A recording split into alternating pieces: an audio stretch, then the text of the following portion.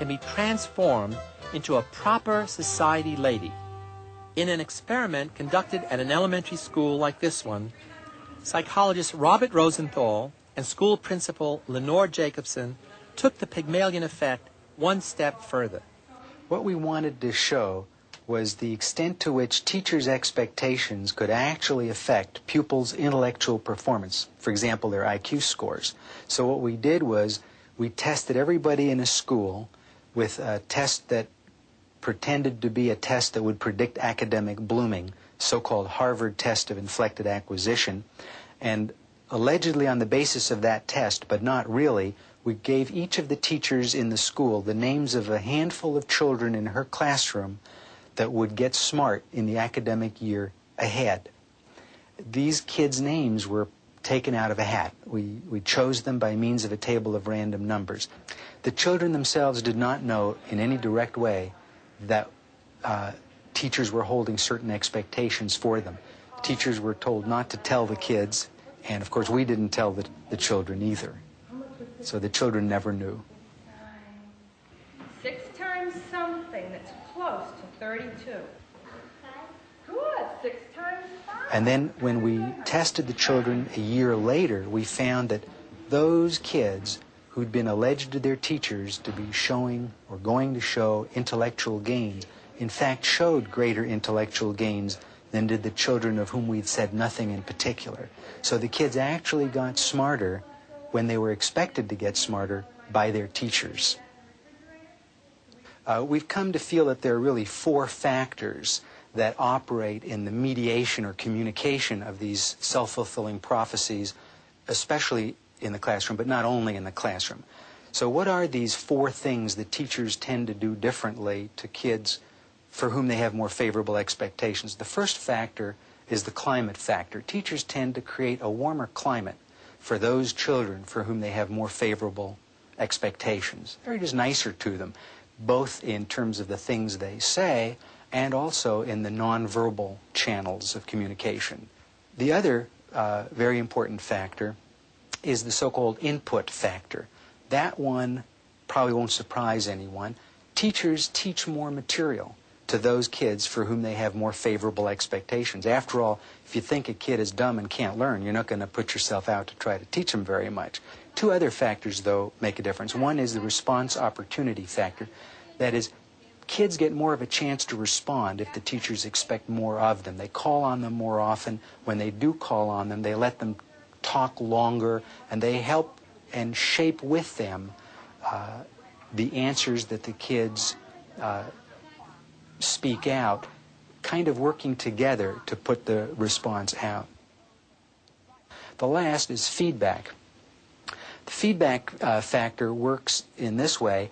As you might expect, if more is expected of a kid, the kid is praised more, positively reinforced more for getting a good answer out.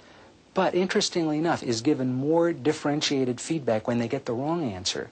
One of the ways in which you can sometimes tell a little bit that the teacher does not have very high expectations for a kid is that the teacher is willing to accept a low-quality response, or it won't really clarify what would have been a good quality response, maybe because he or she feels, well, what's the use? The kid's not smart enough to profit from this additional clarification. So those are the 4 factors: climate, input, response opportunity, and feedback.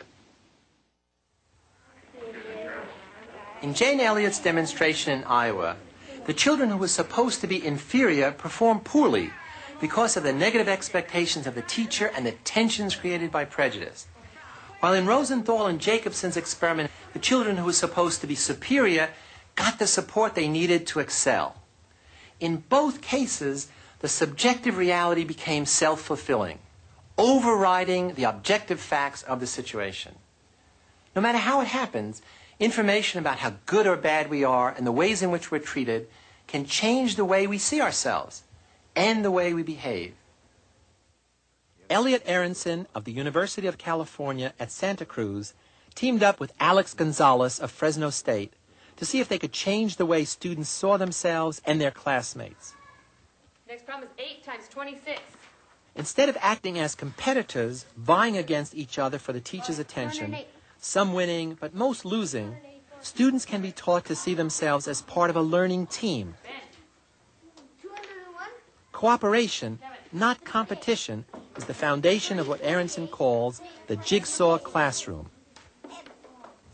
Basically, what we wanted to do was set up a structure where instead of competing with each other, kids would be cooperating with each other. Kids would be interdependent. Kids would be needing each other in order to do well. Make sure that you understand the part that you're going to have to give in your jigsaw group. Everyone is ready? Yes. Please go to your expert groups. Using the jigsaw method during a lesson on Native Americans, the teacher divides the class into several groups, known as expert groups.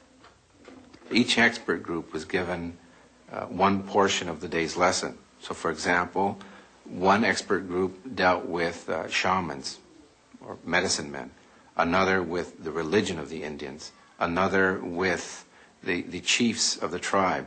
And each one of the expert groups studied that one particular aspect of the lesson. There was one person in each tribe who was even more important than the chief.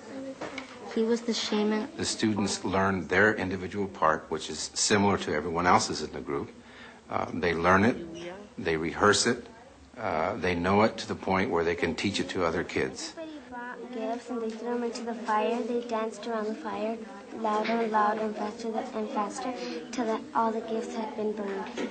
Now that our expert groups have finished studying the information, we're going to break up into our jigsaw groups. Break into your jigsaw groups. In the jigsaw group, what you have is a coming together of the students from the different expert groups that present their own material to the group as a whole.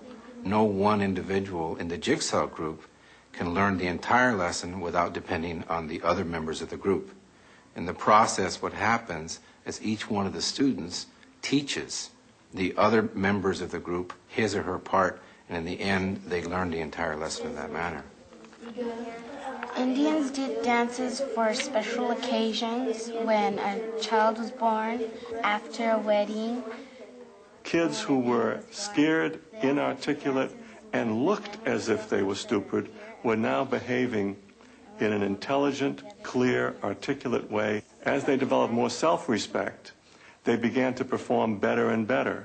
As they performed better and better, the other kids began to treat them with still more respect, and their performance improved still more. By focusing on these 3 experiments in the classroom, we've shown how the situation matters, not only because of its objective characteristics, but also because of the ways it's perceived and interpreted by the people in it. It's this subjective view of reality that provides the basis of much social behavior. And nowhere is subjective reality more skillfully manipulated than on television. With love that shines as time goes by. Remember it just the way it was on Kodacolor VR films. The sharpest, brightest, most dazzling line of color print films Kodak has ever made.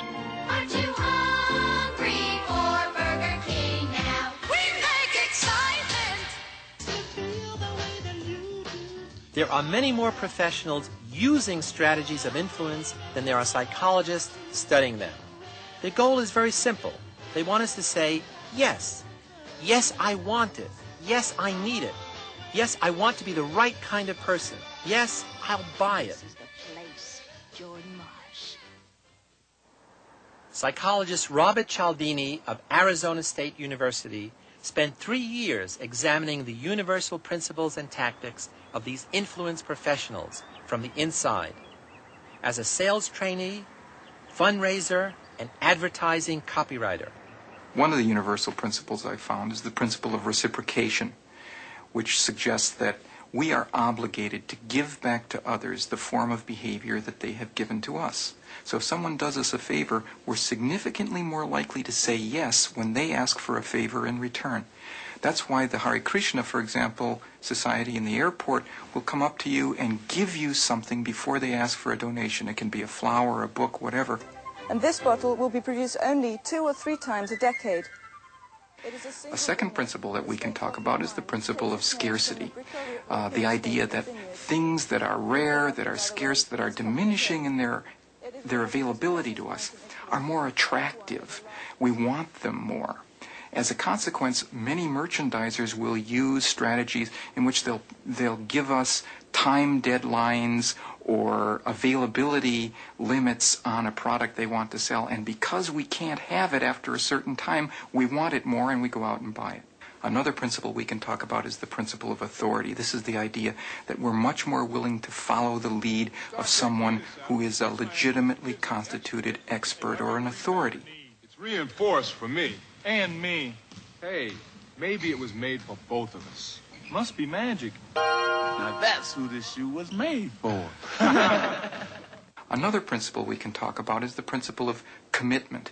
The idea that once we've made a stand, once we've taken a position on an issue, we're much more willing to say yes to any request that is consistent with that commitment. So very often individuals will try to get us to make a small commitment that is consistent with the direction they want us to go. For example, a study was done in Toronto that showed if you can get people to agree to wear a little lapel pin that says "Support Your United Way," 2 weeks later they will be twice as likely to give a donation to the United Way when the solicitors come and canvass the neighborhood. Another principle we can talk about is the principle of liking. People are much more willing to say yes to a request to someone they know and like. Of course, the classic example of this is the Tupperware party, where they have arranged so that we are saying yes not to a stranger across a counter. We're saying yes to a friend or a relative who's invited us there, and we know we'll be getting a cut of everything we buy. Special evening for me. A final principle we can talk about is the principle of consensus. The idea that we're much more willing to say yes to a request